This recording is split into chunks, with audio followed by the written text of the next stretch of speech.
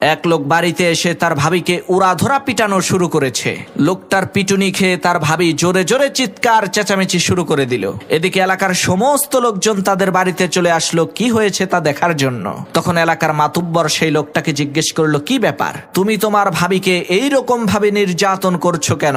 তখন সেই লোকটা বলল, মাতবর সাহেব আর বইলেন না, আমার ভাবির চরিত্র মোটেও ভালো না। মাতবর বলল, আচ্ছা তাই নাকি? তো তোমার ভাবি কি এমন খারাপ কাজ করেছে যার কারণে তুমি তাকে এইরকম ভাবে পেটাচ্ছ?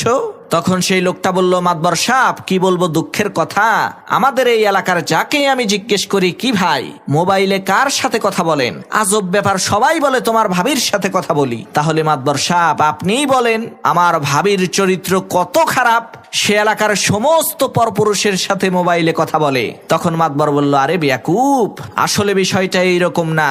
আসল বিষয় হলো ওই লোকেরা তাদের নিজেদের স্ত্রীর সাথেই মোবাইলে কথা বলে। এলাকার লোকজন যেহেতু সম্পর্কে তোমার ভাই হয়, তাহলে তাদের স্ত্রীরা সবাই তো তোমার ভাবি হয়, এ কারণেই সবাই বলে তোমার ভাবির সাথে কথা বলছে। মাতুব্বরের এই কথা শুনে লোকটা বলল, ও আচ্ছা, এখন বুঝলাম আসল কাহিনী।